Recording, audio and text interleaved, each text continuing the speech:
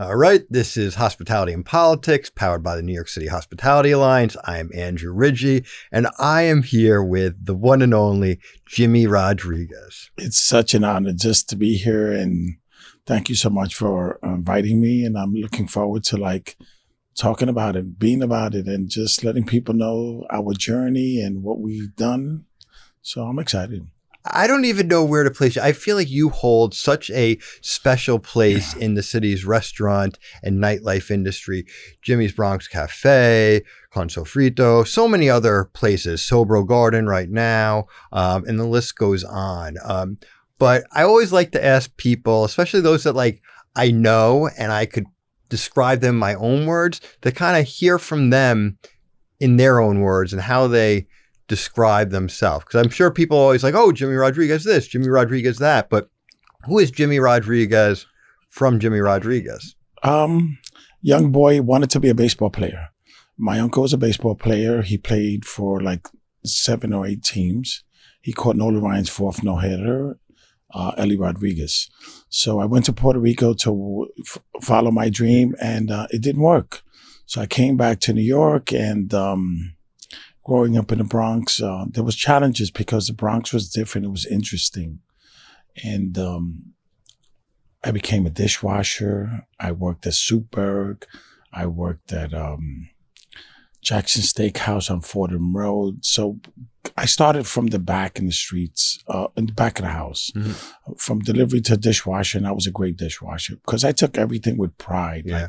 I wanted to be the best. And I decided to start working with my dad after I got arrested 3 times in 1 week. Wow. I'm like, this is not for me. Yeah. I'd rather just go earn an honest living. And he borrowed $300 from a school teacher and bought 100 pounds of Jordan Lobster Farm in Long Island. And we started selling lobster on Westchester and Bronx River. And then it became fish. And then we got kicked out of there. And then we went to the Cross Bronx. We did a fish stand underneath the highway. I remember getting water from Lieben and Hansel next door. We rented the building next door. I remember cooking with electric stoves because we couldn't afford the gas. And we created Marisco del Caribe. And then came Jimmy's Bronx Cafe. So Jimmy's wasn't enough. So I decided to do 4 Jimmy's. Jimmy's Uptown, which was in Harlem, and Jimmy's Downtown, which was on 57th Street.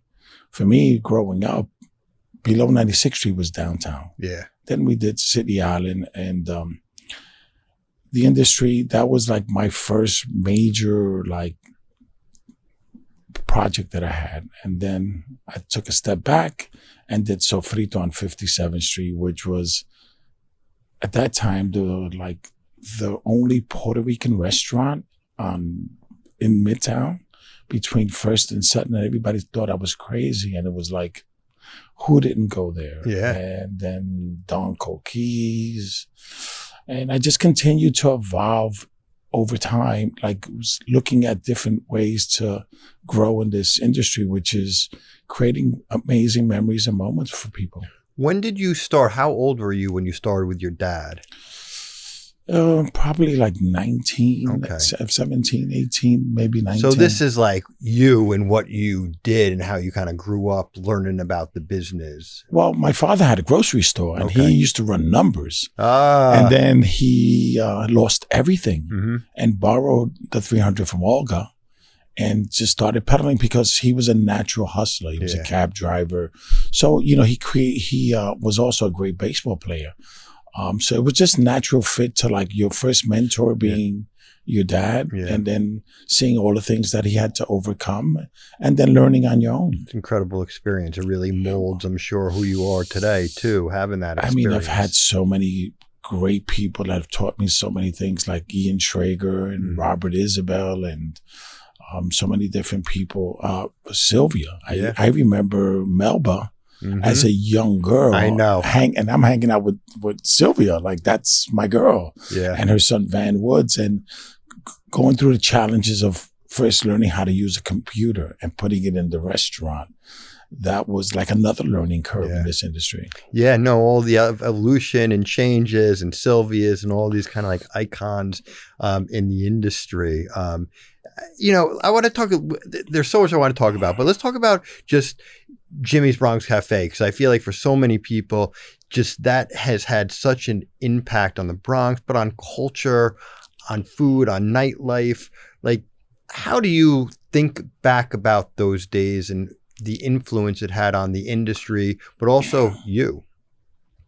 Well, Jimmy's Bronx Cafe was 48,000 square feet. Wow. And I almost lost it all because I signed a contract to buy the property, and Ruben Sierra was supposed to be my partner at the time. And he backed out because his brother told him that the property wasn't worth it, because he went to the building department and it was assessed for less than $1 million, and we were buying it for 2.4. And I learned that later on, that's why Ruben pulled out of the deal. So here I gave a deposit to the air conditioning guy. I gave a deposit to the electrician. I have 50 men working on a property that I'm in contract to buy, not owning it. And then I went to every bank and everywhere to try to get the loan. And I finally got approved by one group in Connecticut for 32%. But then I got it from Leon Katz at 24%. So I winded up buying the property with $44,000 for the 4 points on the 20. And then the seller took back a note, and that was where it started. But we didn't have enough money to finish the project, so we did it in 3 phases. First, the restaurant, and then it was designed like a baseball field. Yeah. And then we did the club, and then we did the banquet hall, and then it was a warehouse.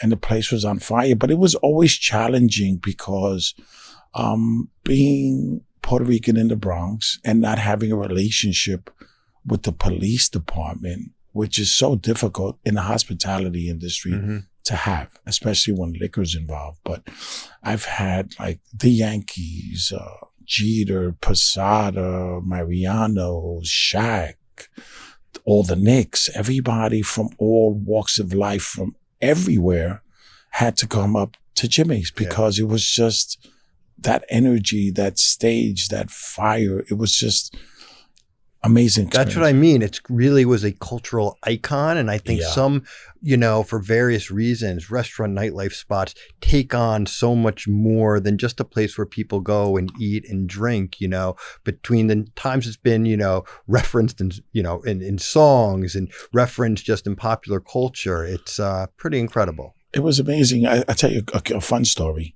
One day, Ian Schrager, he would come up occasionally, was turned away at the door because he had jeans on. So we had such a tight policy about no hats, no jeans, no sneakers. And he came upstairs to the DJ booth and he says, I've been walking around the club. I went to the bathroom and nobody does drugs here. And I'm like, no, you're not allowed. I mean, it's not the day that's not something that happens, but we don't allow that because we don't want to lose our liquor license. In the city, maybe they can get away with it, but uptown, you can't. Different strokes for different folks. So, but I mean, it was amazing to learn from different people how the industry is shifting, the music, how to change the music. I remember one day, Robert Isabel, may he rest in peace, the flower god, right? He's one of the most influential people that taught me the industry. Like 30 years ago, he was charging $3,000 a person for an event. Wow. Not even per person. And he said, you have to play the best music at all times. There's no good songs. It's only hits. Because that curates an amazing experience. And when you listen to people in this industry on like what made them successful, you're always learning. I want a couple operational things. So the dress code, was that difficult to implement? Like, did you have a lot of kind of internal conversations about if you should do it? And once you decided to do it, how do you think that shaped the experience for guests? Well, I mean, you create an environment that, now you can go to any restaurant with sneakers, without a tie. But back then it was like if you wanted a certain clientele to act and behave, you had to look that way. Yeah. I mean, I've turned away people with $1,000 sneakers because they're not shoes. Yeah. But you had to learn that. I mean, not wearing a hat. Fat Joe would come to the restaurant with 10 or 15 guys, and I'd have to argue with them like, yo, you're not walking. Take your hat off. Yeah. And then I'd have to, security, he has a hat on or whatever. I have to check their hats. It's a good thing I got my Knicks hat and we're not in one of your places right now. That's an exception. Right now, there's certain times where you get the Knick hat exception. So talk about music a little bit, because you were talking about, playing hits and everything. Did you kind of curate the list? You have DJs. How did you kind of figure out how to implement music into the establishment? Well, I'm crazy. If you talk about the DJs like DJ Lobo, Camilo, and the top DJs in New York, they would say, growing up, like the hardest guy to play for is Jimmy. Because I would say, okay, here's your list. Yeah. And you cannot change from this list. And that's because, if you give people too much of something, they take it for granted. Yeah. So let's say I would start with disco, and then I would go to freestyle, and then hip hop, and then salsa, reggaeton, and everything had only 15 minutes. Yeah. So if you had 15 minutes, you had 4 songs. And if the song was bad, I would be like, it's got to go. Yeah. Change. I would go like this, flip, let's go. Like it's just because like the restaurant business, the experience starts where? At the door. Yeah. So people seem to forget that lighting is important. The sound is important. The vibe and the energy is important, as well as the food. Yeah. I mean, and the drinks. But, you have to curate all of these things even to this day. I mean, we had to go through COVID. Like all of these challenges are amazing, What about the different neighborhoods? Obviously, in the Bronx, but then you had Harlem, then you had 57th Street, Astoria, all these different locations. What was the difference operating? Like, did you have to change the way you operated? Were the guests different? It must have been really, I mean, they're all very different neighborhoods. Well, I always bring in like specialty chefs. So at Jimmy's, we kept it Puerto Rican. Yeah. Like straight Puerto Rican, lobster, doing Do you cook, or are you Okay. I cook. Not only do I cook, but I'm gluten free. All right. And I learned that after so many years. But so the Bronx was Puerto Rican, Harlem was Latin soul. The city on 57th was Puerto Rican American. And then City Island was Puerto Rican seafood. Yeah. So everything with little twists on Chinese. Yeah. And they were all interesting because I would shuttle people between the restaurants so they can see different experiences in different neighborhoods. And they loved it because I would bring them from 57th Street to Harlem and then to the Bronx and then City Island. They would be like, what a world that you just showed us that was so different. Yeah, no, that's, it's interesting. I'm always interested in kind of in the operation, just because block to block, then obviously neighborhood to neighborhood and borough to borough, just all of their own flavors, vibes and everything. And you want to keep the core of, what your business is and stay true to that. But then you also, like you said, which I guess you did it with the types of cuisines, you stayed true, but also make some modifications. Yeah. The people, because like in the city, they were more American. And in Harlem, they were like straight. It was like you were from Harlem. Yeah. You went there. And then City Island was people from all walks of life. But then the Bronx was legendary. Yeah. Like you had to go and be seen or partake in this space. Your food's really good. I mean, I'll even say like at Sobro Gardens now, the chicken skewers. Oh my God. Amazing. Last time I was there, they come by, like every time they go by, I'm like, oh, I got to do it one more time. I got to do it one more time. The steak skewers. Yo, those are, The house salad. Yes. I mean, like I'm a foodie. I love to eat. And I love great ingredients. Yeah. When you go out to other restaurants, other nightlife spots, are there things you look at? I mean, I know you go out and you hopefully try to enjoy yourself, but it's also the business. So you're looking around like. I'm learning. Yeah. I'm learning, I'm critiquing. I should go out more often and I should visit more of my friends. Yeah. But I do it now because like now it's more about consulting. Yeah.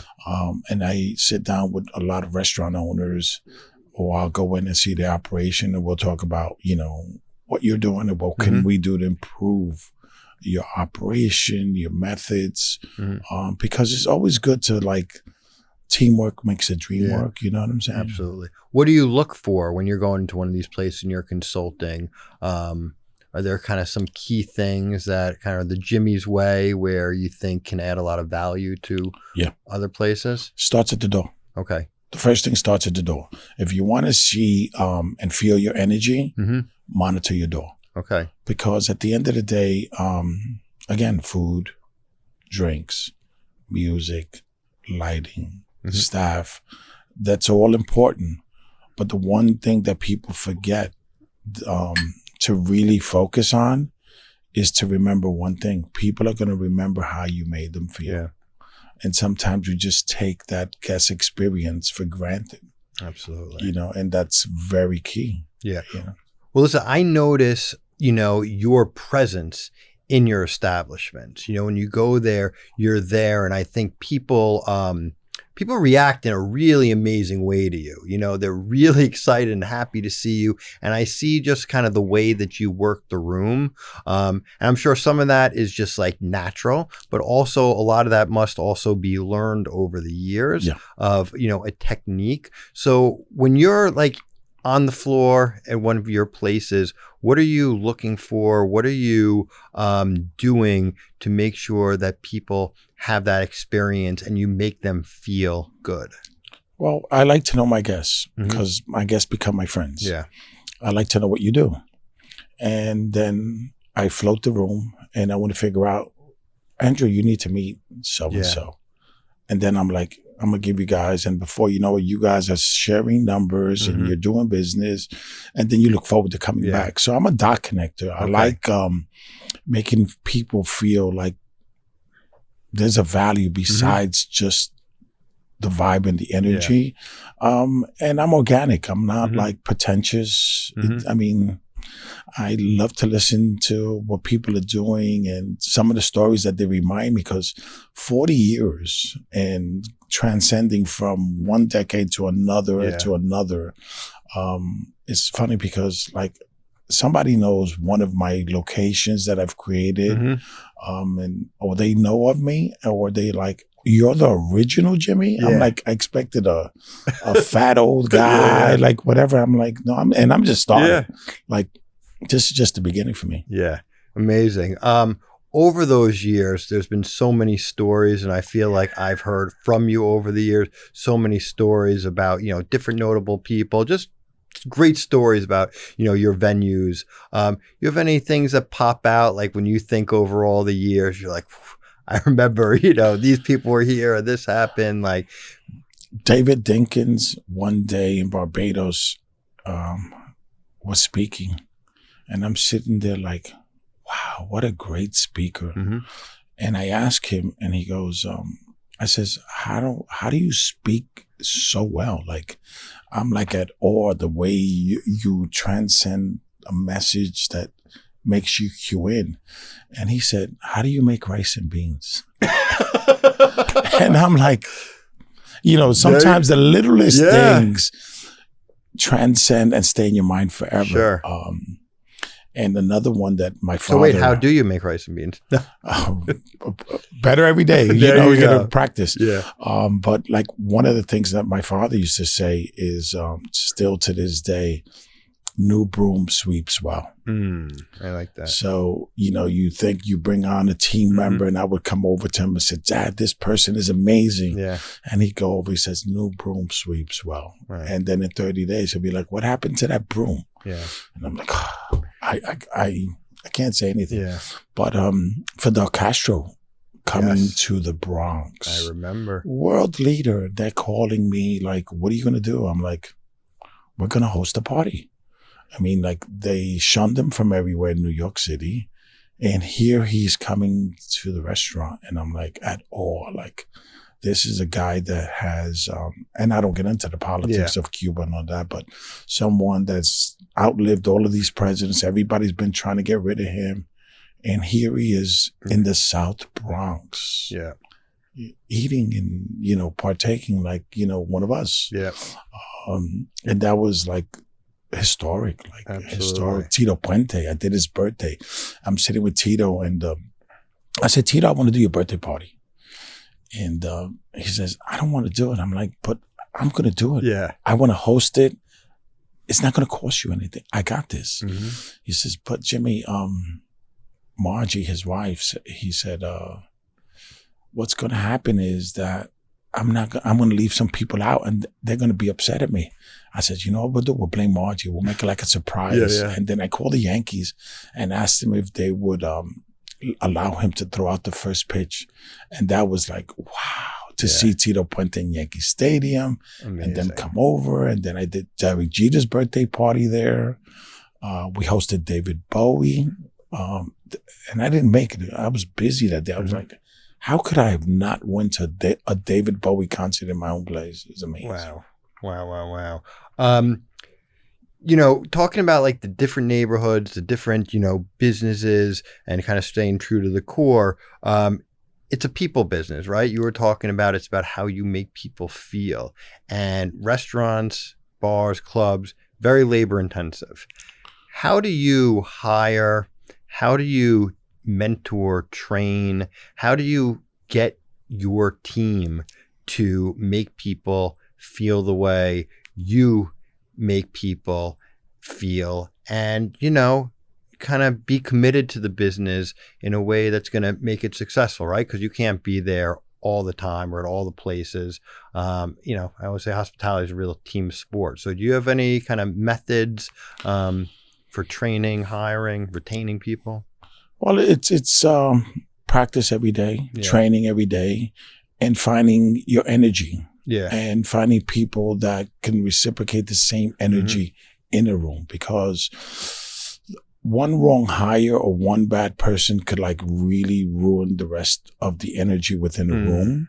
So, some people have it and some people don't. Yeah. I mean, some people, if you're passionate about this industry,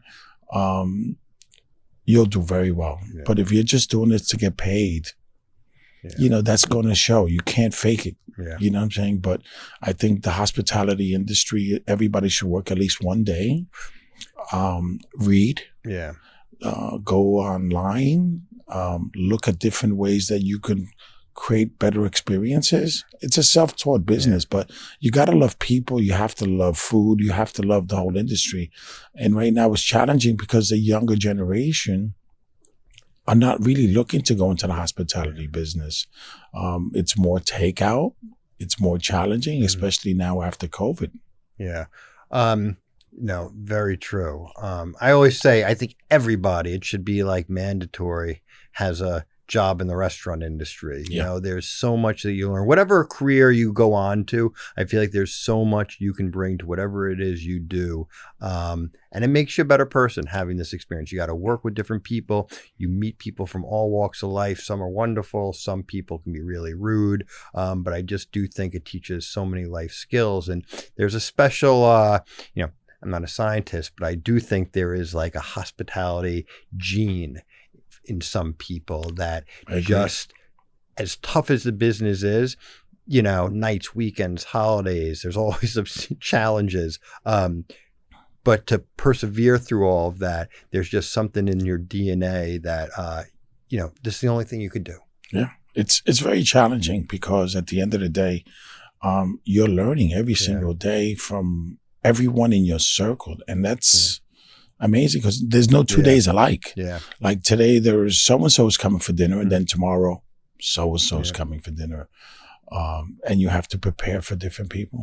What do you think the state of the nightlife industry is? There's so much talk about that, how drinking, behaviors have changed. People aren't staying out as late at night. And, on one hand, I always feel like, nothing's ever as cool today as it was when you were in your prime and going out. But at the same time, there have been fundamental differences, I think, in nightlife. Where do you see that from where you're sitting? Well, take, for instance, the cabaret law that you guys helped. Yeah, get it repealed. It's about time. Yeah. Like, what are you guys thinking about? Yeah. Like, That's one challenge. And another one that you did was that you can file at the same time and not have to wait 30 days for the community board. Is there work that still needs to be done in the SLA and the Board of Health? But all of these challenges, the nightlife, for example, there is no more nightclub. Yeah. So now the license, you don't need a cabaret license, but who dances anymore? Yeah. When do you go out dancing? When was the last time? This new generation just doesn't do this. Yeah. Yeah. I mean, places that like moved to Brooklyn, I think a lot of the kind of traditional nightlife that a lot of people think about is just no longer around, or it's moved, to some different neighborhoods. But a lot of the regulations, even with the repeal of the cabaret law, and then we got the zoning restrictions removed, we just got another big win where the governor and the state liquor authority are no longer going to ask about dancing on the applications. It's ridiculous in the sense that, dancing is a way people express themselves. And as long as you are meeting the proper building code and fire safety code, who cares if people are dancing? So hopefully that helps. Exactly. One person, one or two people moving, you can get a ticket. Yeah. Like I got a ticket during COVID because I sold a drink to go and they came in and there was a straw in the drink. Yeah. A ticket. Like, I know. One day you're selling liquor to stay and the next day you have to sell it to go. Like so many regulations and rules that we have to learn to overcome. Fire department, you have to wait forever to get a fire department inspection. It's so challenging, What do you think over the years that you've seen is the biggest change that's become more and more challenging? I guess both from it could be operational, it could be regulatory, it could just be market changes. Community relation with the police department. Okay. I mean, I think they don't do a good enough job to know their businesses and what people bring to a table. You know what I'm saying? When they come hard. Yeah. And you need to be able to curate, getting to know each other. Yeah. It's important that we get to know each other. And every day, learning that the industry is going to continue to shift, right? So we have to be innovative enough to see the new behavior and pattern that everyone is doing. Are you seeing people drinking a lot less? They are, but the bottle service has gone. Yeah. The hookah. Everybody wants the hookah to come back. And I'm like, but why? I mean, first of all, if you could bring hookah back, then bring back cigarettes. Yeah. Bring back cigars. Why can't I have a cigar section or cigar night, but yet you have thousands of restaurants in New York City selling hookah illegally? Yeah. So that's something that I like to see change. Yeah, no, it's tough. I hear it from a lot of people, especially in nightlife, about cannabis, right? It's everybody wants, whether it's, THC drinks or whatever it is, if they're, smoking, because they feel that people are drinking less and now there's more cannabis consumption, and they want to be able to, have cannabis at their places. And the state allows these, consumption lounges. However, I don't think they've issued any of these licenses. Right. But I also think that the reality is people consume alcohol and cannabis at the same time, very, very often. Or, one person may want to drink, someone else may want to edible, and they want to be together at the same place. And when you restrict the two, I think there's a lot of conflict in that. And a lot of people would like, to see that change. I'm disappointed with the regulation because people are drinking less and smoking more and enjoying cannabis, for fun. I mean, listen, I occasionally have an edible. Occasionally I'll smoke a joint. I would love to be able to cook food and infuse it just because you should be able to sell it. You know what I'm saying? You can sell liquor, but you can't sell. Well, that's the other argument too, right? Is that, if you already have a liquor license, you are running a business with, I guess, a controlled substance. You're licensed. You've gone through this process. In theory, a liquor license establishment would probably be, trained and prepared to, sell cannabis, serve cannabis. just like they are with alcohol. But sometimes the regulatory framework takes a long time to kind of catch up with the reality on the ground and what people want and how people act. Yeah, so true, because it's coming. Yeah. How soon is it coming? We don't know. But like a consumption lounge, why? Why can't you can have a dispensary all over the city, many dispensaries, but you can't consume it somewhere? Yeah. Like, how does that make or correlate? You know what I'm saying? How are you dealing with, food costs? Just the cost to run a restaurant has skyrocketed. Labor costs, food costs, rents, insurance, especially insurance and nightlife. Everything is through the roof. Yeah. And I feel bad because I think people are going out less because it costs so much more to go out. Because we have to pass on the increase of the food and everything else that we're paying for to our guests. And that's unfortunate because, we don't want to, but that's the only way we can stay in business. Yep. What do you think government officials should know? We were talking a little bit about like the regulatory framework, and what do you think they should know about our industry? Because, there's so much talk always. You hear about elected officials and others about, small businesses are the backbone of our neighborhoods. They represent the diversity and the culture of New York City. We need to support these businesses. We need to preserve them. But then so often there's lots of complicated rules and regulations that make it more expensive to run a business, more complicated to run a business, and I think more difficult, particularly for those independent, local operators. So what do you think would be helpful for government officials to know about, the industry and how they approach it, both from a regulatory standpoint, but then also policies, to help support the industry? To listen. First of all, people that are not in business, because politics and business is two different worlds. So how can you decide what's good for our business without having a board of business people to help you and help us regulate through these challenges that we're going through? Yeah. Have you gotten any really good advice over the years that you remember? I love what you said before about, the broom. But are there other pieces of advice or experiences that really stick with you and have helped kind of shape how you approach running your businesses? Don't quit. Get up. Half the battle's believing, right? Yeah. So, when COVID came from one day to the next, I'm sitting on a Saturday night complaining about this goddamn COVID situation. I wish this, that, whatever. And the next day I got sick. And then you go from learning for 3 decades, the hospitality business one way, to learning how to pivot. Where now you could only have 4 people. You can't eat inside. You could eat out. So look at the obstacles that you're faced every single day. I have 10 A's a day, right? But instead of using A's, let's say O's. I have 10 obstacles a day. So I wake up, I pick up my phone. What are my challenges today?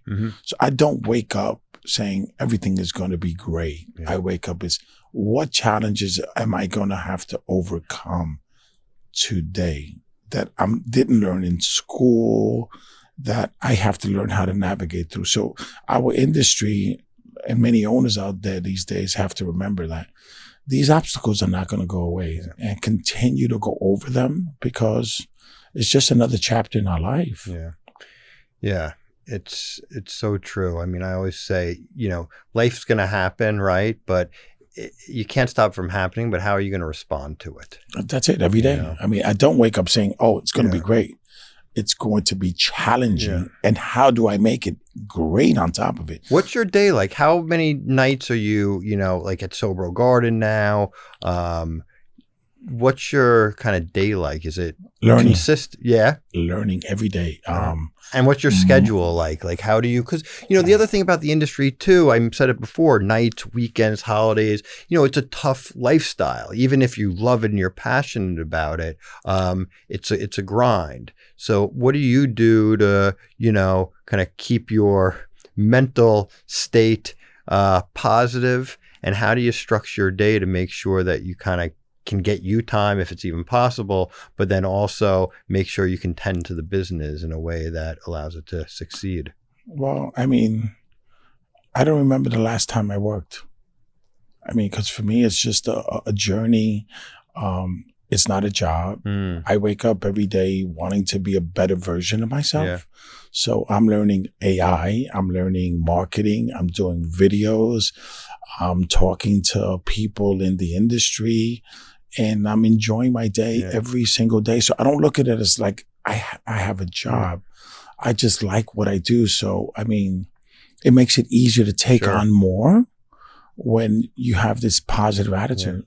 If you're reflecting over your career, are there one or two traits, maybe just like a trait that you've learned, but then also maybe a skill that you've learned and implemented that has led to your success? Well, I mean, again, half the battle's believing.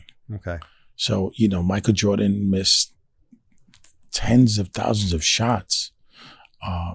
But at the end of the day, the only shot you're going to miss always is the one you don't take. 100%. So I've learned that just take the shot. I mean, what's the worst case? Do it again. Yep. Do it again.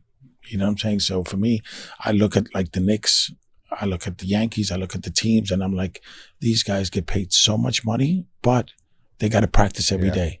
They got to figure out how to be better tomorrow and win today's game and then go on to the next one. Yep.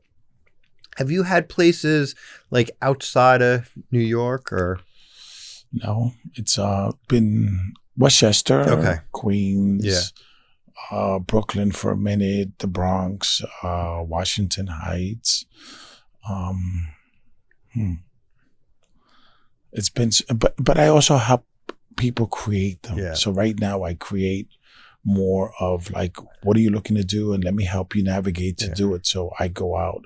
I've helped people in Florida, you know, so it's amazing, the journey. You built a lot of friends. You know, the other thing that I've noticed too at your places is the relationships you have with a lot of your guests, where it seems like they're true friendships.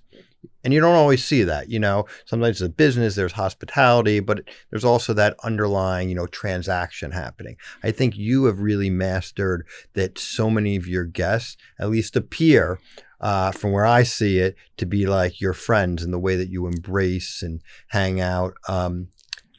Is that true? It's amazing. Yeah. Like this morning, I was talking to Louis Guzman that's filming Wednesdays in Ireland, and he's not coming back till like November and December.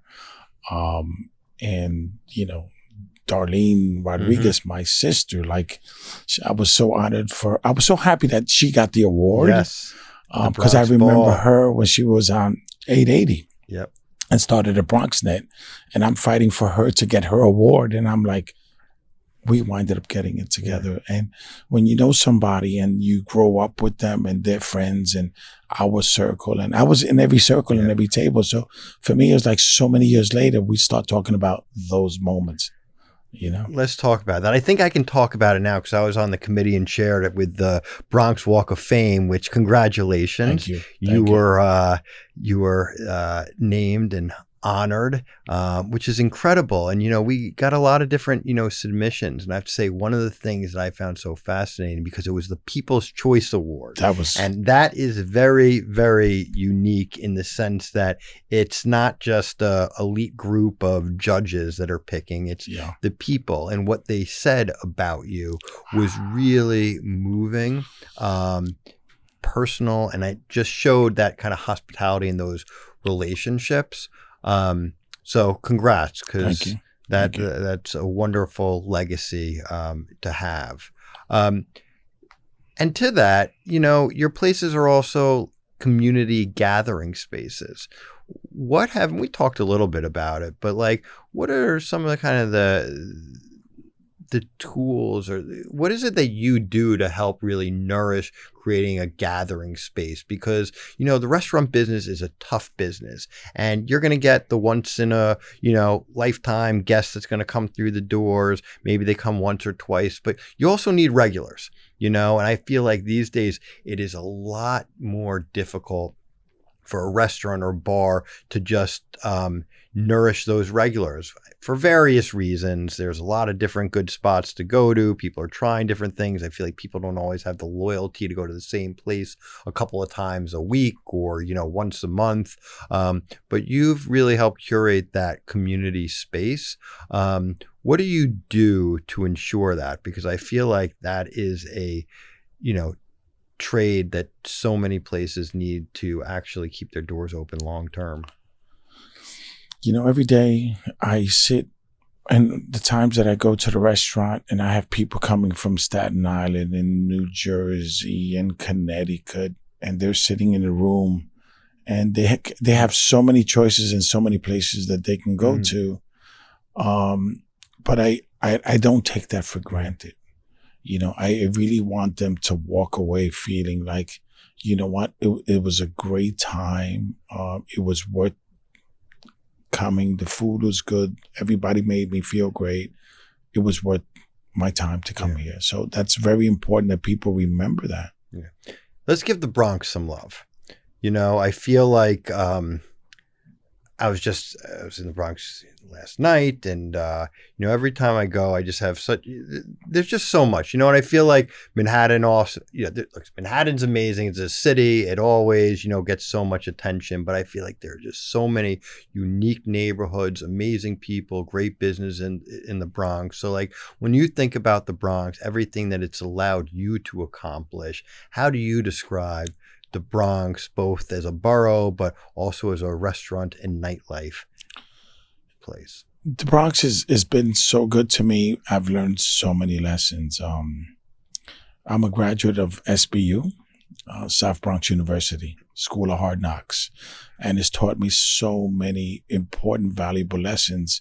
And as I see these restaurants and these little bars and lounges opening up, I'm excited because it creates this energy that people go bar hopping or restaurant hopping, and it creates so many opportunities and job skills for people. I mean, the Boogie Down Bronx, we got the Yankees. We have so many wonderful places for people to come visit. Absolutely.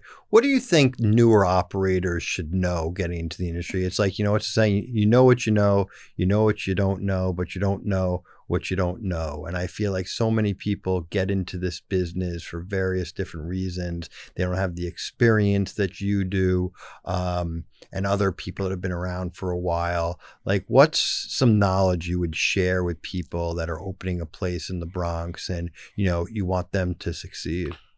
Well, I mean, the hospitality business is not for everyone. I mean, I make it look easy. Yeah. It's not. Yeah. Learn. Get yourself a mentor. Hire someone. Yeah. I mean, if you want to get into the industry, hire someone like Andrew or myself, and learn, because I'm going to show you all the shortcuts. Yeah. I'm going to show you what the do's and the don'ts, because I took that shot. Yeah. And let me help you, because if you build a team of people that will help you in this industry, the likelihood of you failing is that much less, because 6 out of 10 restaurants fail. Yeah. Especially now with everything going through the roof. Oh, yeah. You got to keep learning. Yeah. It never stops. All right. What's going on next? Do you have any projects in the works? Anything exciting? I'm working on a talk show. Okay. To talk about life and memories and moments and entrepreneurship, and real stories, because they need to be told, and we got to keep creating them. So I'm looking forward to the talk show. Yeah, that's great. So, what type of people are you going to be speaking with? I mean, sky's the limit. I mean, I know Jimmy, so everybody's going to come and hang out and talk, and we're going to have dinner. We're going to have drinks. We're going to talk about how our life is going, how to raise children, the challenges that we're having on a day-to-day, because people also want authenticity. So I bring that to the table. Yeah. What do you think is the state of the restaurant industry? We talked a little bit about the state of nightlife, but what do you think about the state of the restaurant industry? I mean, I think it's such a big industry in New York that a lot of people have a lot of different, takes on it. But, a lot of people think a lot of doom and gloom. Other people are very optimistic. Other people are kind of in the middle. But what's your sense? right now? You're going to have to watch your audience and learn how to pivot, because the industry keeps changing and evolving every single day. Mm-hmm. So if you keep looking backwards saying, you know, I remember when, it's like, no, where are we going with this industry? And a lot of it is going to be quality food, gourmet style of experience, and people are going to want it for their homes. Yeah. And I think it's going to be less people going out, and there's going to be more takeout. Yeah. Are you doing a delivery business? Delivery is like, it's so helpful. And people are, I think, I believe that they're going to understand more about good food. You know, most people don't even know what gluten is. Yeah. You know, they just think that there's something that is sticky and binding and this and that. And about 12 years ago, my daughter, Joelle, gave me a book called Wheat Belly. And she knew I wasn't going to read it. Yeah. So I listened to it. And I've listened to it 500 times. And at the time, I was 44 in size, and I was 320 pounds. And I lost 100 pounds in 6 months. Wow. No gym, no exercise. There was no Ozempic, and there was no fasting. And then I started implementing that in my food. And now people like really enjoy so much more because it's so much healthier. Yeah. No, health is a big thing. Listen, also being around restaurants, being in nightlife, you know, there's so much opportunity to be unhealthy, you know? How do you, I mean, that's a great example, but is that because you're in it, like maybe you're just at a place where it's good, like I can manage it, but are you focused on being healthy, like alcohol consumption? Because when you're around it all the time, it's easy just to indulge. You know, when you understand what you're going to put into your body, and you make the wise choices, like I'm always fighting with my little brother, Steve, like, you can't eat that. Yeah. No more sauces. Like, you know, it's like, I know, but my pressure, no, you have to watch what you eat, because you are what you eat. Yeah. You know what I'm saying? And I challenge everyone in my life, guys, why don't we just make healthier choices? Yeah. Like, I won't buy bad food for my home, because if it's there, I'm going to eat it. Yeah. So, what's your favorite thing about the industry? What keeps you going?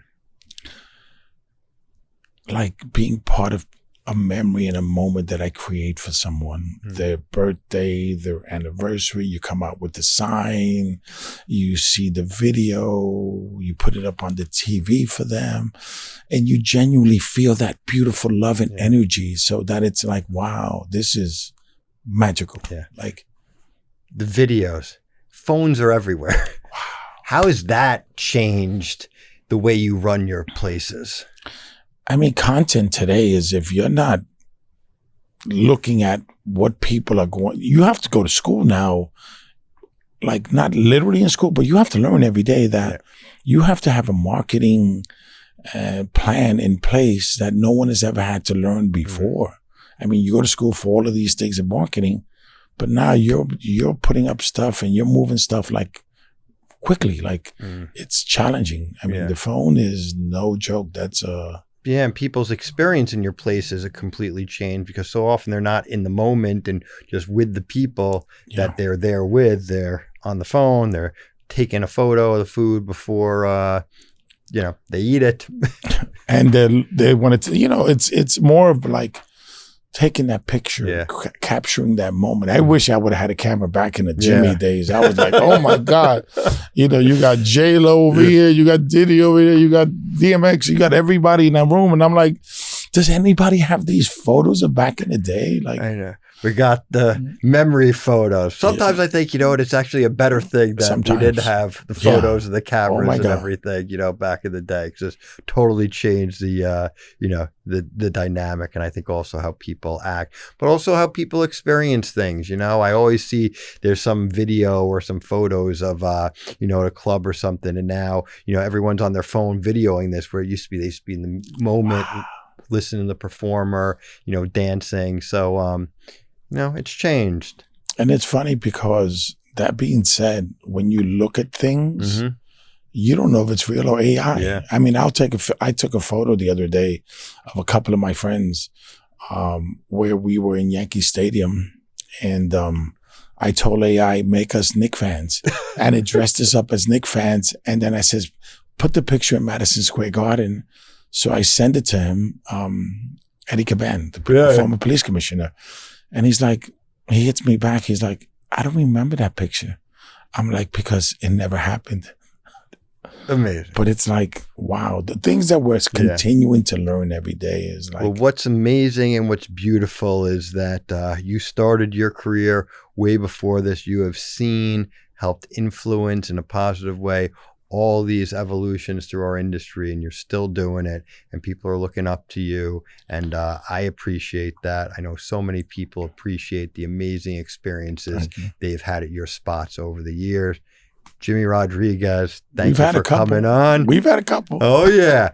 This is Andrew Rigie, Hospitality and Politics, powered by the New York City Hospitality Alliance. Go check out Jimmy at one of his places. Say hello. Have a great time. And we will see you next time. Thank you so much. You got it. Follow me. I am Jimmy Rodriguez.